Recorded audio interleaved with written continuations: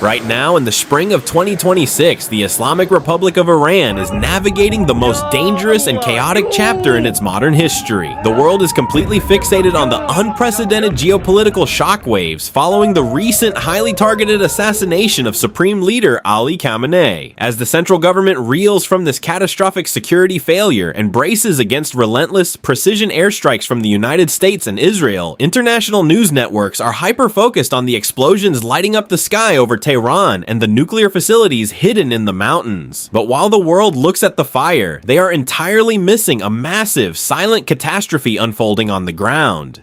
A disturbing new report indicates that up to 70% of the Iranian population may soon be forced to completely abandon their homes just to survive. Iran's rural landscape is undergoing an unprecedented, terrifying transformation as entire communities literally disappear from the map. If you look at a recent satellite image taken by a NASA astronaut aboard the International Space Station at night, you will see a deeply disturbing geographical pattern. The coastlines of the Arabian Peninsula shine like a brilliant, glowing neon necklace. But look across the water at Iran and you see an absolute pitch black void, a massive 3,180 kilometer coastline completely empty and shrouded in darkness. Welcome back to US Geography. Today we are going to explore why millions of Iranians are frantically fleeing their own southern shoreline. How the paranoia of the central government created an economic wasteland, and why the map dictates that Iran's greatest geographical asset has transformed into a literal death trap.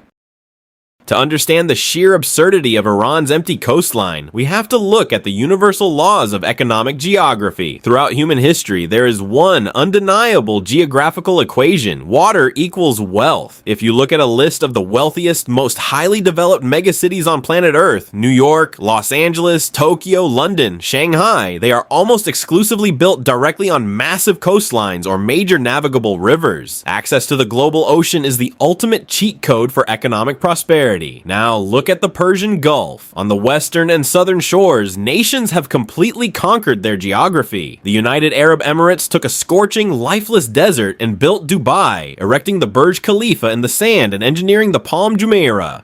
An artificial island so massive it can be seen from space. Qatar built the gleaming metropolis of Doha right on the water. Bahrain, Kuwait, and Saudi Arabia all transformed their barren coastal deserts into thriving, multi-trillion-dollar global economic hubs. They all share the exact same Gulf. They share the exact same scorching desert climate, but Iran, which possesses the absolute largest coastline in the entire Persian Gulf and Gulf of Oman, has completely ignored it. They have empty, decaying ports and virtually zero modern coastal infrastructure. More twisted still, Iran geographically controls the Strait of Hormuz, the single most important maritime trade route on Earth, where 20% of the global oil supply transits daily. They hold the ultimate geographical choke point, yet they have deliberately strategically wasted their coastline for centuries. To understand why, we have to look thousands of years into the past. Some modern geopolitical analysts blame this entirely on the policies of the recently assassinated Supreme Leader and the isolationist paranoia of his regime. But if you look closely at the geographical history of the region, a terrifying 3,000-year-old pattern emerges. Think of the greatest ancient capitals of the Persian empires: Ecbatana, Persepolis, Istakhr, and modern-day Tehran. Throughout 3,000 years of imperial dominance, not a single major Persian empire ever built its capital city on the coast. The center of absolute power was always pushed hundreds of miles inland, hidden deep within the treacherous mountains and plateaus. This was not a coincidence. It was a geographical survival strategy. The Persians realized very early on that the ocean is not just a highway for trade, it is a superhighway for invading armies. In 336 BC, Alexander the Great launched his devastating campaign from the Mediterranean coasts. In 651 AD, the Arab conquest swept in. In 1507, the Portuguese Empire invaded from the sea. In 1856, the British naval forces arrived by water. Over millennia, the geography of Iran taught its rulers a brutal, unforgiving lesson: whoever builds on the coast falls first. The shoreline is utterly indefensible. Therefore, the Iranian geopolitical doctrine became one of strategic depth. They used their massive, jagged mountain ranges, the Zagros in the west and the Alborz in the north, as impenetrable fortress walls. They hid their cities behind these mountains, and the apocalyptic central deserts. The coast was never meant to be a place of wealth or civilization. It was designed to be an empty or desolate buffer zone, a geographical meat shield to absorb naval invasions before they could reach the true heart of the empire.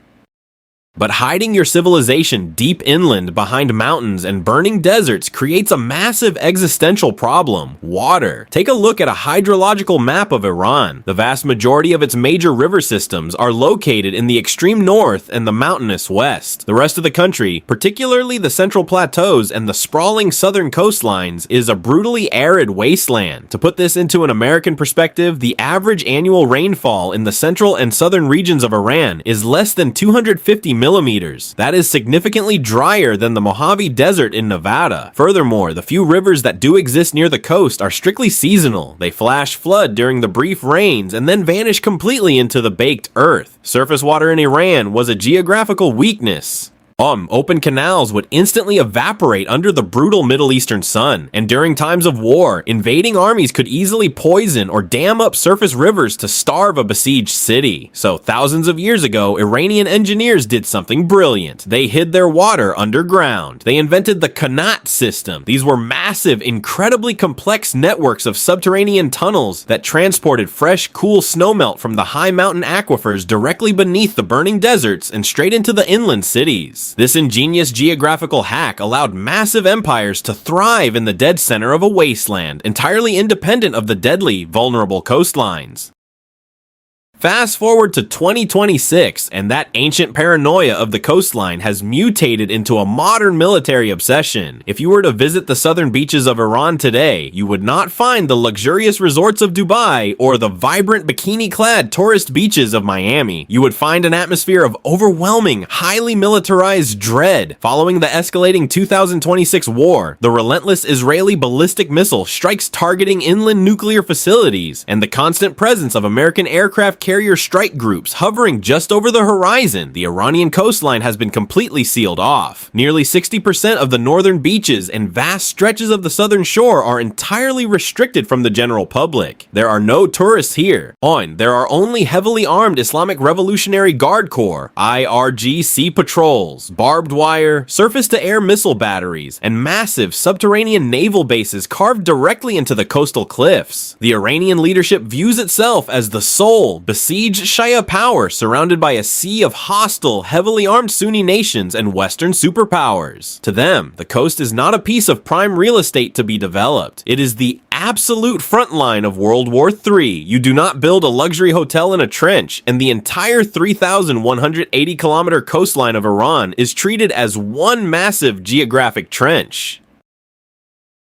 But military paranoia is only half the story. The other reason the Iranian coast remains a dark void while the Arabian coast glows with wealth comes down to the fundamental laws of economic geography and the illusion of privatization. Building modern coastal mega projects like the Burj Khalifa, the Palm Jumeirah, or Saudi Arabia's Neom requires hundreds of billions of dollars of foreign capital, brilliant international engineers, and a deeply integrated global supply chain. In the UAE, the government recognized this. They fundamentally altered their laws to attract foreign money. Under recent decrees, foreign investors in the UAE can hold 100% ownership of their companies. They invite global capital, they guarantee its safety, and in return, the desert blooms into a metropolis. Iran did the exact opposite.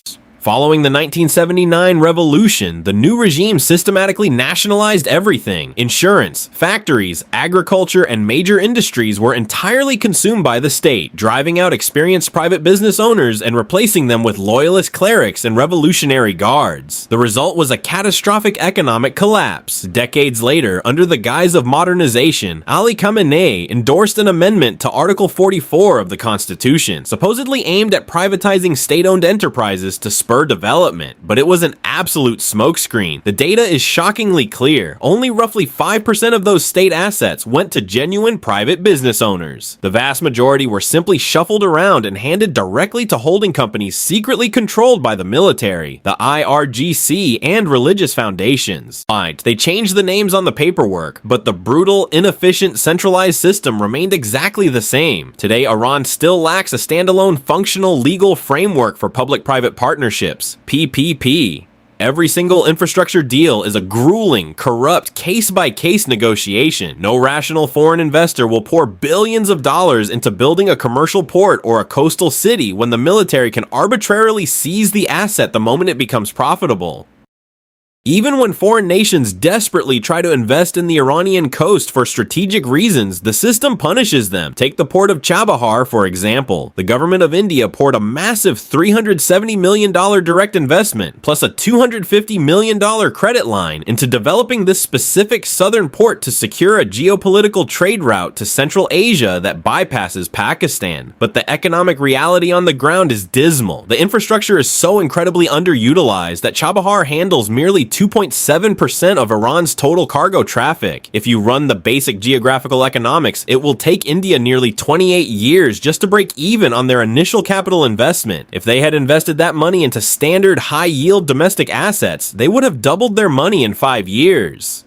And looming over all of this economic incompetence is the guillotine of United States sanctions. The US has imposed crushing secondary sanctions on Iran. This means that if any global company dares to do business with Tehran and help build their coastal infrastructure, the United States will sever that company from the global banking system. The French oil giant Total Energies planned a massive $5 billion investment in the South Pars gas project. But one stern warning from Washington regarding secondary sanctions, and Total Energies instantly abandoned the project, publicly stating they simply could not risk losing access to the US financial system. The coast is a dark void because American geography dictates that touching Iranian infrastructure is financial suicide.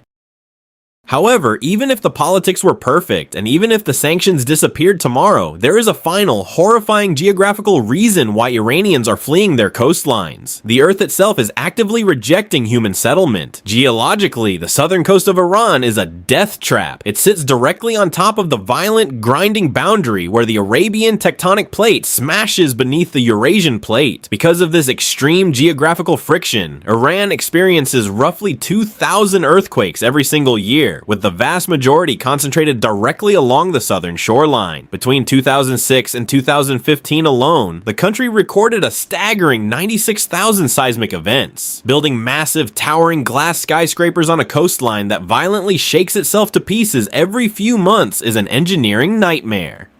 But the final nail in the coffin is the climate. The ancient Khanate underground water systems that kept Iran alive for thousands of years have systematically collapsed due to catastrophic government mismanagement, over-drilling, and unregulated industrial farming. The year 2025 was officially recorded as the driest year in the last 2 decades. Rainfall across the country plummeted by 32%, and along the coastal regions, rainfall collapsed by an apocalyptic 90%. The massive Amir Kabir Dam, which serves as the primary lifeline for over 10 million people in the Tehran region, was recently photographed nearly completely empty. Coastal residents are literally taking to the streets, protesting just to get access to basic drinking water. The coastlines that were historically designed to be deadly to foreign invaders are now actively killing Iranian citizens with sheer dehydration. This catastrophic environmental collapse is forcing millions of climate refugees to abandon the south and migrate toward the already overcrowded, desperate northern and central provinces.